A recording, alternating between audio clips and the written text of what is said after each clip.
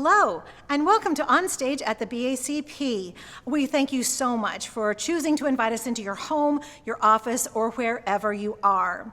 As you know, we're in the middle of a series, our summer series 2021. This is week 6, and we're telling you stories about how the BACP started, and they're being told by people who were actually here when it happened. Today, we have a couple that played a huge part in the Playhouse when it was over at Memphis Plays and once it moved here to the main place where we are now. So they're going to tell you stories about how all of that happened. They wore lots of hats during their tenure here, and they'll tell you about that too. But enough about that. I'm going to let you tell their stories. Let them tell you their stories. Yeah, that's right. So please welcome Don and Linda Tabberer. I may start with Linda because when people came into the theater, you're the first person they saw. So, weren't they lucky? yeah. So I was the box office manager for 17 years here at the BACP. So Linda, you had a role. You were out front and you started at the Memphis. What got you started? Probably this guy. Well, actually, Leanna Jones was an older lady that was here at the Playhouse that had done some plays, and she went to church with us. And she came up to after Mass one weekend and asked Don if he wanted to be in any shows because he knew he had a speech and theater degree. First one that we were brought to was... We came to see a show. Greater Tuna? Yes, we came to see Greater Tuna the first time you did Greater Tuna. We came to see Greater Tuna. I know, I'm horrible. I'm such a good theater person. You can't be directed. I can't hit a mark, I don't take direction, and I don't remember my lines. And I bumped into the furniture. She got Don involved, and then of course you got me along with him. I'd go up and sit because my kids were, well, I don't remember. I don't know, that was so long ago. Anyway, long story short, she got us involved, and then we met Charla, who was one of the founding members of the Broken Arrow Community Playhouse, Charla Carlson, who lives now in Wyoming, I think. Anyway, she was doing the box office, and of course she was also performing in the shows, and she picked up the mail, and she deposited the money, and she did all kinds of stuff. And I said, well, why don't you let me do that so I can have something to do when I'm there?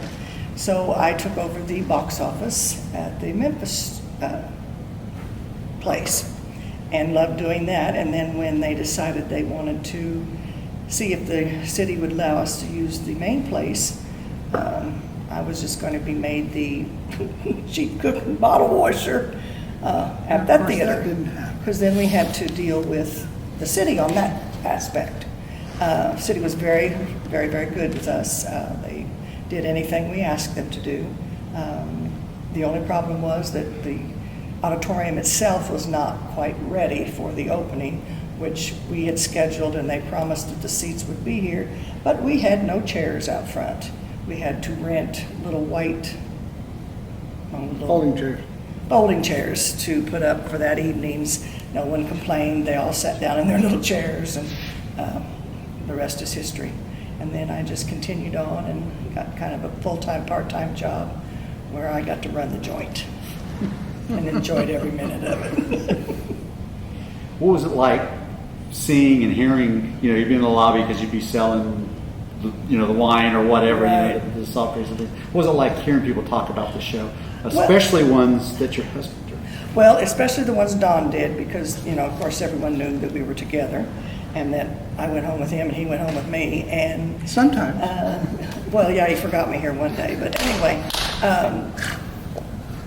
they were all real good about saying, of course, how Don did, and he did, of course, directed it very well. He was the best director here, yada, yada, yada, yada. I'm going, Anyway, I enjoyed the people. The season ticket holders here at the time, I had like 3 senior groups that would come, and I think it was 3. I may have had more, I don't know. But some people were just so sweet that I can't say enough about the people. They all loved the Playhouse, and of course I tried to do my very best for them. I couldn't even begin. I don't know how many shows I've done here. Of course, we started out at the old Playhouse and then moved up here. Helped with trying to figure out how this building might go together to make it work for us. And spent a lot of time in both buildings. I was chairman of the board, and I directed 150 plays here, I think, and acted in a lot, and was here for a whole long time. You know, like Linda said, we came to see a show because a volunteer here invited us to come see a show, and then I don't remember what year that was. That the Playhouse had decided to do the Octet Bridge Club, and they really didn't know what it was when they picked it. And when they got the script and started reading it, nobody wanted to direct it because it read like the most boring play ever written. 8 women sitting at card tables for 2 hours playing bridge. It's boring. And so Your ladies brought it along. Leanna had told Charla about us, and they asked me to come up and talk to them, and I came up and I talked to them, and brought my resume from Kansas City, and they said, "Do you want to direct this play?" And I asked them if I could read it, and they said, "Yeah." And so I took it home and I read it, and it's the most boring play I've ever read. And so, also on that season, though, was one of my very favorite plays. And so I came back to the board and I said, "I will be happy to direct the Octet Bridge Club if I can also direct Look Homeward Angel later in the season." And that was kind of pompous of me, but I did it anyway, and I got away with it. And as it turned out, after we got the play cast, the Octet Bridge Club, and started playing with it, it turned out to be one of the most entertaining plays I'd ever been involved with. We had a ball. And so there you go.